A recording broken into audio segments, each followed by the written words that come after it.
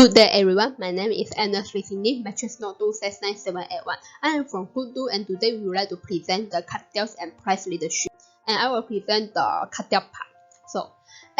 A cartel is an organization that creates formal agreement between a group of producers in order to regulate and manipulate the price and output level and production output in the market. They can coordinate the price and output level in market to maximize their profit and protect their economy benefits. Cartel was known as the price ring and it can fix the price for members to avoid the price competition is happen. Cartel can set the rules for their members to govern the behavior of members and restrict the output released onto the market. The world's biggest cartel is OPEC. OPEC is organization of petroleum exporting country and it contains 14 oil producing countries. So OPEC is formed to coordinate the petroleum policy and ensure the stability of oil market among the members. So there are three objectives of cartel. First, a cartel is formed to maximize the profit among the members in the market. Second, the cartel is an anti-competitive behavior and it is purposed to limit the competition among the members by cooperative agreements. Lastly, the objective to form a cartel is to regulate the production in the market. So there are some characteristics of cartel. So first and foremost, a cartel is always present in oligopoly market. In an oligopolistic market, producer is dominate the market, and to avoid the competitive among the member, especially the price reduction, they can decide the production quota in market to keep the market supply is always low and the price is always high. So in a cartel market, the price and the production quantities among the members is always fixed and product is undifferentiated. Barrier to entry the cartel is very high due to the difference of the economy of scale. The most important characteristic of cartel is agreements. So an explicit agreement is signed among the members to agree the price and the production quantities in the market. So there are two conditions for cartel success. So first is the stable cartel organization must be formed.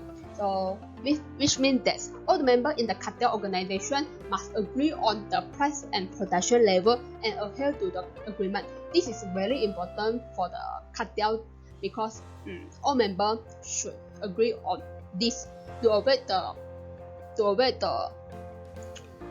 the conflict is happen among the members. Second is potential for monopoly level. So large potential power can lead the cartel members have more incentives to solve the organizational power. And that's all for me. Thank you. Hi, my name is Tijawe and I will continue the part of cartel. Cartel has negative effect on consumers. The first is the higher price. Members can raise price which reduce elasticity of demand for members. The next is lack of transparency. Members may agree to hide price or withhold information such as hidden charge in credit card transaction. The third is restricted output. Members may agree to limit output onto market as with OPEC and oil cartels. The fourth is carving out a market. Members may collectively agree to break out market into regions or territories and not compete in each other territory. The next is cartel effects on economy. The first is cartel is anti-competitive behavior and formal agreement of collusion. Members can make decisions together if there were only players in market. The next is to maintain profits. Competition produce more significant losses. Therefore, forming cartel is the best solution to avoid losses. The next is when did cartel appear? The first is there were very few companies. The companies have market power that allow companies to do credible counter attack when competitors employ the remainder strategy. The second is participating companies control large market share. It allows them to control market supply. The third is barriers to entry are high. Apart from increasing supply, newcomers take advantages of cartel without having to become members. The fourth is signal and information are more abundant. Companies have complete information about their competitors, motivation and strategy. The fifth is the market demand is inelastic. Consumers are less sensitive to price change. The sixth is product is sensitized. It reduces consumer preference among members products. And the next is when the cartels falls. The first is the self-interest motive. Members are bound by mutual agreement. When cartel ruling do not match goals, members have strong economic incentive to work deal. The next is strict supervision from regulators. Government will impose section on members and lead to dissolution. Their interest to uphold principles of fair competition. The next is demand force. Demand decrease creates excess supply in market, making members face significant inventory increase. Cost and profit pressure are increasing. They will selfish and attempt to discount price to maintain sale. And the last is the process of substitution. Substitution market replace market in which cartels operate, and former collusion becomes irrelevant as cartel market eventually falls. The last is analysis for cartel pricing. The diagram show OPEC oil cartel and CPET copper cartel. This helps us understand why OPEC was successful in rising price while CPET was not. That's all of my part. Thank you. Assalamualaikum, my name is Muhammad Marwan bin Muhammad Fuzil. My metric number is 270451. I want to explain about price leadership. What is price leadership?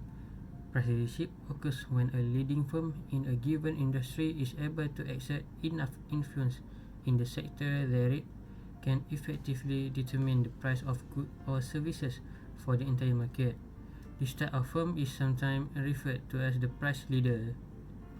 This phenomenon is common in industries that have oligopolistic market conditions, such as the airline industry. How price leadership works?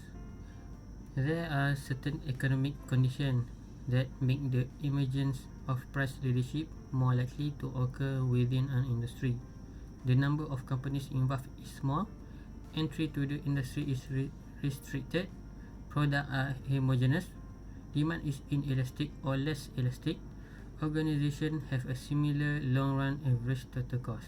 Long-run average total cost is an economic metric that is used to determine the minimum average total cost at which a firm can produce any given level of output in the long run.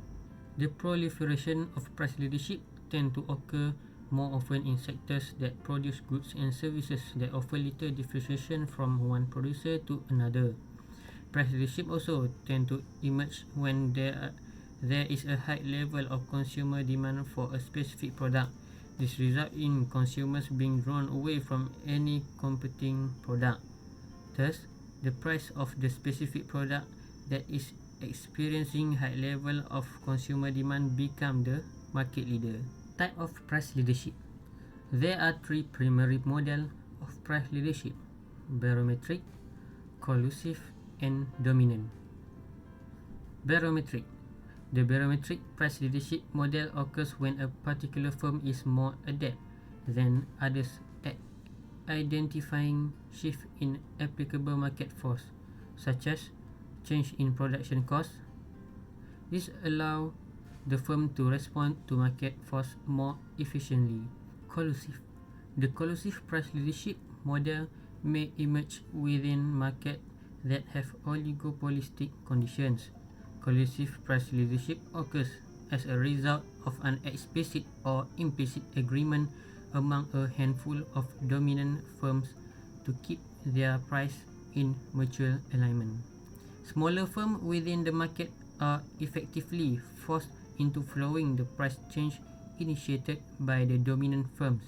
This practice is most common in industry where the cost of entry is high and the cost of production are known. The dominant price leadership model occurs when one firm controls the vast majority of the market share in its industry. Within the industry, there are other smaller firms that provide the same product or services as the leading firm. However, in this model, this smaller firm cannot influence price. A dominant price leadership model is sometimes referred to as a partial monopoly. In this type of model, the price leader might engage in predatory pricing, which refer to the practice of lowering price to level that make it impossible for smaller, competing firms to remain in business. My name is Divya Indran and my metric number is 272118. So, why does price leadership sometimes evolve in oligopolistic market? Oligopoly is a market structure in which there are a few firms producing a product. When there are a few firms in the market, they may collude to set a price or output level for the market in order to maximize industry profits. As a result, price will be higher than the market clearing price and output is likely to be lower. At the extreme, the colluding firms may act as a monopoly, reducing their individual output so that their collective output would be equal that of a monopolist, allowing them to earn higher profits. Collusive arrangements are generally illegal. Price fixing is generally illegal and antitrust laws exist to prevent collusion between firms. In contrast to price fixing, price leadership is a type of informal collusion which is generally legal.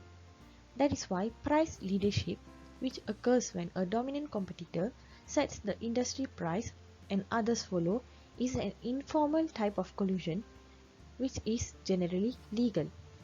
Price leadership develops in oligopolistic markets in the form of implicit collusion.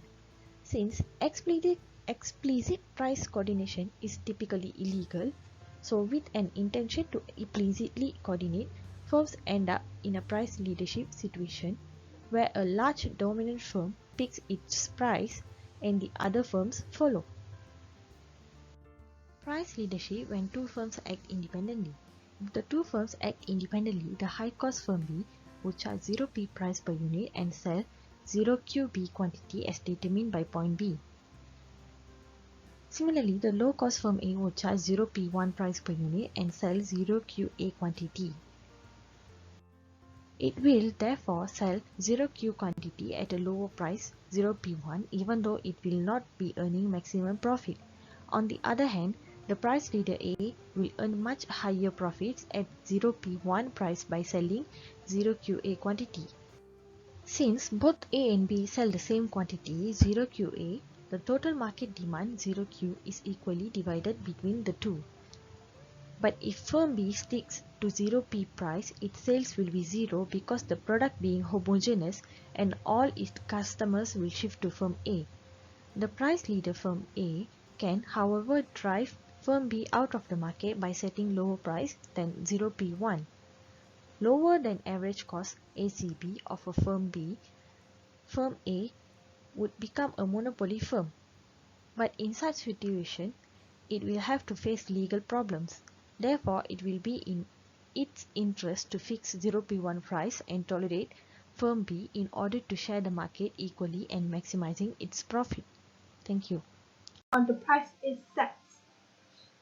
The dominant firm sets price and the other firms sell all they want at the price. Based on the figure, it shows how a dominant firm set its price. D as market demand curve. The SF is the supply curve of the smaller fringe firms. The dominant firm must determine its demand curve, DD. Based on the figure shows, the demand curve is the difference between the market demand curve and the supply curve of the fringe firms.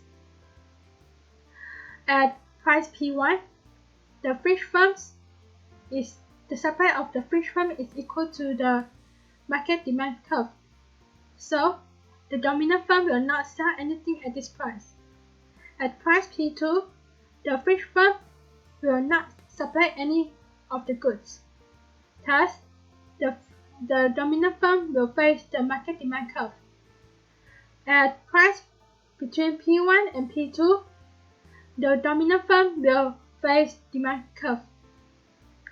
To maximize its profit, the dominant firm produces a quantity of QD when the MR curve intersects with the MC curve. From the demand curve, we will find the price P star. At this price, the fringe firm will sell at a quantity of QF. Thus, the quantity sold QT equal to QD plus QF. That's all from it. Thank you.